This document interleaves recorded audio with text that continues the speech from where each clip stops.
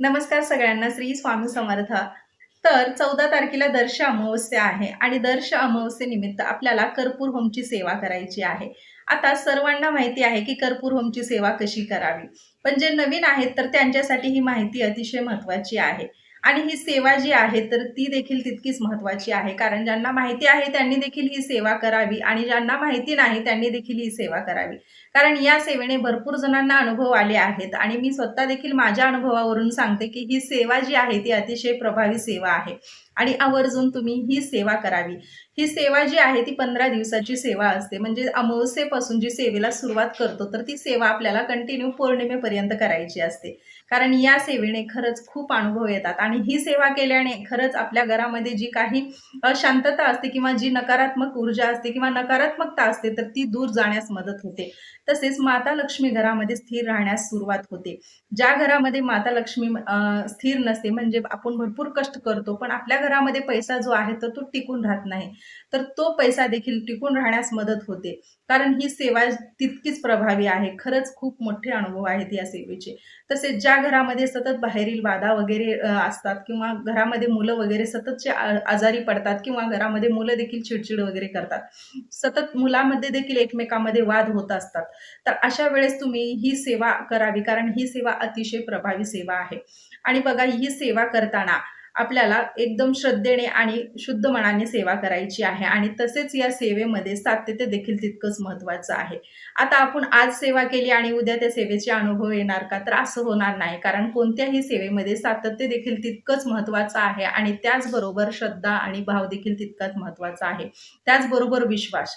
आपला जर त्या सेवा करताना जर मनामध्ये वाईट विचार, निगेटिव्ह विचार जर येऊ लागले तर त्या सेवेचं फळ भेटत नाही किंवा ती सेवा जी आहे तर ती सेवा आपल्याकडून पूर्ण देखील होत नाही. म्हणून कोणतीही सेवा करताना अगोदर मनामध्ये विश्वास पण तितकाच महत्त्वाचा आहे. कोणतीही सेवा करताना सकारात्मक विचार करूनच सेवा करायची असते, कारण आपण जेव्हा पॉझिटिव्ह विचार करत करत सेवा करतो तर खरंच त्या सेवेचे अनुभव आणि फळ देखील आपल्याला पटकन भेटतं. म्हणून ही सेवा आपल्याला जेव्हाही करायची असते तर त्यावेळेस कोणतीही सेवा असो, आपल्या मनामध्ये विश्वास देखील तितकाच महत्त्वाचा आहे. त्याचबरोबर श्रद्धा देखील तितकीच महत्त्वाची आहे आणि सातत्य. सातत्य देखील तितकंच महत्त्वाचं आहे. आता ही सेवा 15 दिवसाची आहे, तर 15 दिवस कंटिन्यू आपल्याला ही सेवा करायची आहे. तसेच भरपूर जणांना ही सेवा जी आहे ती चालूच ठेवायची असेल तर तुम्ही नंतर 15 दिवस म्हणजे पौर्णिमेच्या नंतर देखील ही सेवा अशीच अमावस्येला दर अमावस्येपर्यंत न्यायची, पुन्हा त्यानंतर पौर्णिमेपर्यंत, त्यानंतर मग अमावस्येपर्यंत अशी तुम्ही कंटिन्यू ही सेवा ठेवू शकता. आता सेवा कशी करावी हे थोडक्यात सांगते. तर बघा, कर्पूर होम ज्या दिवशी करायचा आहे अमावस्येच्या दिवशी, त्या दिवशी सकाळी तर तुम्हाला सगळ्यांना देवपूजा वगैरे करून घ्यायची आहे. त्याचबरोबर अमावस्येच्या ज्या सेवा आहेत तर त्या दिवसभर आपल्याला करून घ्यायच्या आहेत आणि त्यानंतर ही जी कर्पूर होमची जी सेवा आहे तर ती आपल्याला संध्याकाळी करायची असते. आता संध्याकाळी का? तर बघा, सोमवारी संध्याकाळी अमावस्या जी आहे तर ती 6:50 सुरू झाली आहे सोमवारी आणि त्यानंतर मंगळवारी म्हणजे 14 तारखेला अमावस्या जी आहे तर ती दुपारी 3:14 समाप्ती आहे अमावस्याची. पण आपल्याला जेव्हाही म्हणजे सेवा करायची आहे तर ती संध्याकाळी करायची असते, म्हणून तुम्ही सोमवारी संध्याकाळी 7 वाजता केली तरी चालेल किंवा मंगळवारी पण तुम्हाला संध्याकाळी 7 वाजता करायची असेल तर तुम्ही मंगळवारी देखील ही सेवा करू शकता. पण खरी अमावस्या जी आहे तर ती मंगळवारीच आहे. त्यामुळे तुम्हाला जर सेवेला सुरुवात करायची असेल तर तुम्ही मंगळवारी संध्याकाळी 7च्या नंतर सेवेला सुरुवात करावी. आता 7 वाजता करू शकता किंवा एखादं इकडं अर्धा तास इकडे-तिकडे झालं तरी चालेल, काही हरकत नाही. तर तुम्हाला ही सेवा मंगळवारपासूनच सुरुवात करायची आहे. आता सेवा कशी करावी? तर बघा, सेवा करताना आपल्याला एक नारळ लागणार आहे. फक्त नारळच आपल्याला आणायचा आहे बाहेरून, बाकी तर कापूर आपल्या घरामध्ये असतो.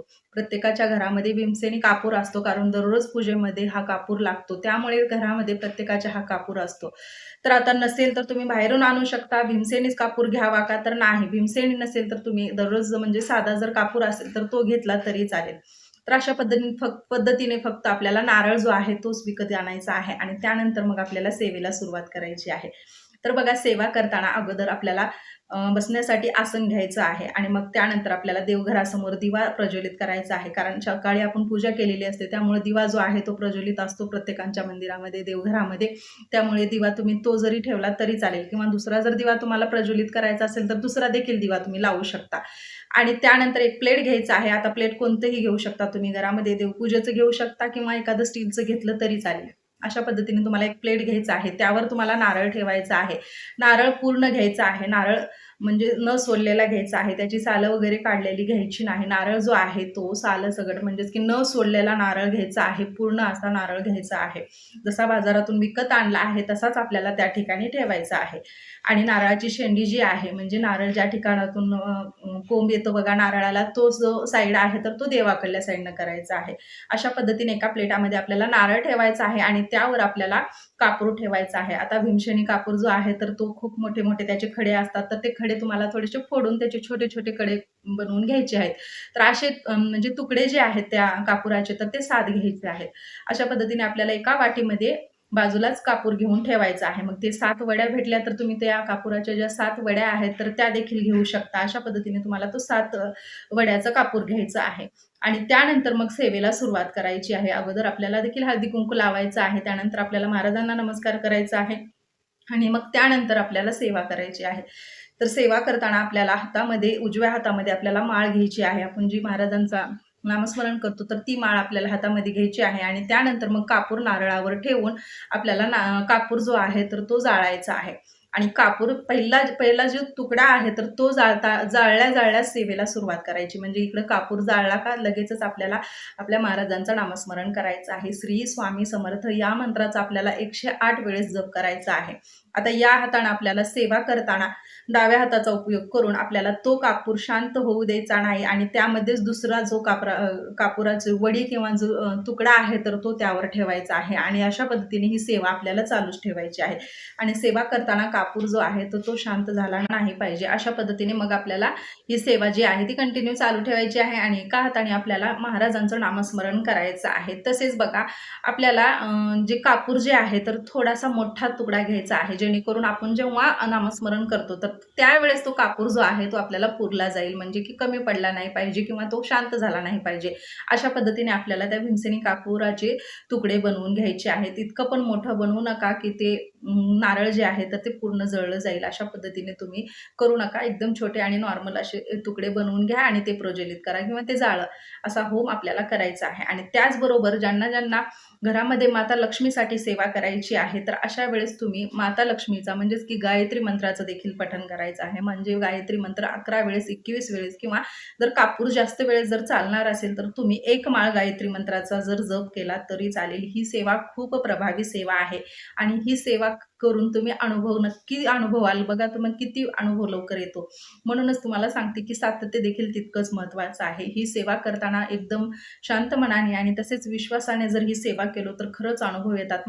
माता लक्ष्मी तर स्थिर राहतेच, पण खरंच घरामध्ये इतकं प्रसन्न वातावरण तयार होतं आणि घरामध्ये जी नकारात्मक ऊर्जा आहे किंवा नकारात्मकता आहे तर ती खरंच दूर जाण्यास मदत होते. म्हणून तुम्ही ही सेवा आवर्जून या अमावस्येपासून पौर्णिमेपर्यंत करा. आता गायत्री मंत्राचा ओम तत्सवितुर्वरेण्यं भर्गो देवस्य धीमहि धियो यो नः प्रचोदयात् या मंत्राचा जप करायचा आहे. आणि त्यानंतर आपल्याला आपल्या महाराजांचा पण जप करायचा आहे. म्हणजे अगोदर महाराजांचा नंतर गायत्री मंत्राचा असं जप करून तुम्ही ही सेवा करून बघा. खरंच खूप अनुभव येतात आणि ही सेवा तुम्हाला 15 दिवस कंटिन्यू चालू ठेवायची आहे. आता 15 दिवसामध्ये ही सेवा करताना जर मासिक धर्म आला तर ते 4 दिवस स्किप करा आणि त्यानंतर सेवा कंटिन्यू सुरू ठेवा. त्याचबरोबर ही सेवा करताना जर कोणत्या ठिकाणी म्हणजे गावाला वगैरे जायचं असेल, अचानकच गावाकडे जायचं निघालं असेल तर तुम्ही जाऊ शकता आणि नंतर सेवा कंटिन्यू करू शकता. अशीच सेवा तुम्ही कंटिन्यू चालू ठेवा. कारण ही सेवा केल्याने भरपूर मोठे मोठे अनुभव आलेले आहेत. म्हणून तुम्हाला मी आवर्जून सांगते की आवर्जून या अमावस्येपासून तुम्ही पौर्णिमेपर्यंत करा किंवा तुम्ही सेवा अशीच कंटिन्यू चालू ठेवा. आणि त्यानंतर बघा आता ही सेवा करताना जर नारळाला तडा वगैरे गेला मधातच, म्हणजे एखादे 2 दिवस जर तुम्ही सेवा केलीत आणि 4थ्या-5व्या दिवशी जर तडा गेला तर तो नारळ जो आहे तो पाण्यामध्ये विसर्जित करा. तो नारळ डबल घेऊ नका किंवा घरामध्ये देखील त्याचा प्रसाद वगैरे बनवू नका. तो नारळ जो आहे तो सरळ पाण्यामध्ये तुम्हाला विसर्जित करायचा आहे किंवा एखाद्या मंदिरामध्ये एखाद्या व्यवस्थित अशा झाडाच्या खाली वगैरे तुम्हाला ठेवायचं आहे. शक्य असेल पाण्यामध्ये तर पाण्यामध्येच करावा. नसेल पाणी खूप लांब आहे, वेळ नाही आणि सेवा थांबणार आहे तर त्यावेळेस तुम्ही तो नारळ एखाद्या मंदिराच्या ज्या झाडाचे ठिकाण आहे तर त्या ठिकाणी तुम्ही व्यवस्थित असा नेऊन ठेवू शकता. त्याचबरोबर बघा आता हा सगळा सेवा जी आहे 15 दिवसाची, तर ती सेवा झाल्यानंतर आपल्याला पौर्णिमेच्या दिवशी म्हणजे शेवटच्या दिवशी आपल्याला तो नारळ जो आहे तो फोडायचा आहे आणि त्याच्यानंतर आपल्याला प्रसाद वगैरे करायचा आहे किंवा एखादा गोडाचा पदार्थ बनवून तो नारळ सर्वांनी घरातले आणि प्रसाद म्हणून ग्रहण करायचा आहे. कारण तो नारळ जो आहे तो अतिशय सकारात्मक ऊर्जेने भरलेला असतो. कारण जेव्हा आपण ही सगळी सेवा करत असतो त्यावेळेस सगळी नकारात्मकता दूर जाते आणि त्या नारळामध्ये एकदम सकारात्मक ज्या लहरी आहेत तर त्याचा समावेश होतो आणि तो नारळ जो आहे तो अतिशय पवित्र नारळ बनलेला असतो. म्हणून तो नारळ ग्रहण केल्याने आपल्या मनामध्ये खरंच शुद्धता तयार होते आणि आपल्या घरामध्ये पण आणि मनामध्ये पण जी काही नकारात्मकता आहे तर ते दूर जाऊन सकारात्मक ऊर्जेचा प्रवेश होतो. म्हणून तो नारळ प्रसाद म्हणून सगळ्यांनी ग्रहण करावा. त्याचबरोबर नंतर पौर्णिमेला तुम्ही दुसरा नारळ आणू शकता. अशा पद्धतीने तुम्हाला तो सेवेमध्ये नारळ घ्यायचा आहे आणि नंतर त्याचा प्रसाद वगैरे करायचा आहे. आणि ही सेवा तुम्ही कंटिन्यू चालू ठेवू शकता. आता कंटिन्यू सेवा चालू ठेवताना जर नारळ बदलायचा असेल तर बदलू शकता आणि जर तुम्हाला तोच नारळ ठेवायचा असेल तर तो देखील नारळ ठेवू शकता. ही सेवा करून बघा, अनुभव खूप येतात. तर इतकीच माहिती मला तुमच्यासोबत शेअर करायची होती. कसा वाटला व्हिडिओ नक्की कमेंट्समध्ये सांगा आणि व्हिडिओ आवडला तर व्हिडिओला लाईक करा. चॅनलवर नवीन असाल तर चॅनलला सबस्क्राईब करा. आणखीन काही तुम्हाला मला प्रश्न विचारायचे असतील तर नक्की कमेंट्समध्ये विचारू शकता आणि ही सेवा नक्की करा. आणि कसा वाटला व्हिडिओ ते पण मला सांगा. तर चला भेटूया अशाच माहितीसोबत आणि अशाच सेवेसोबत. तोपर्यंत सगळ्यांना धन्यवाद आणि श्री स्वामी समर्थ.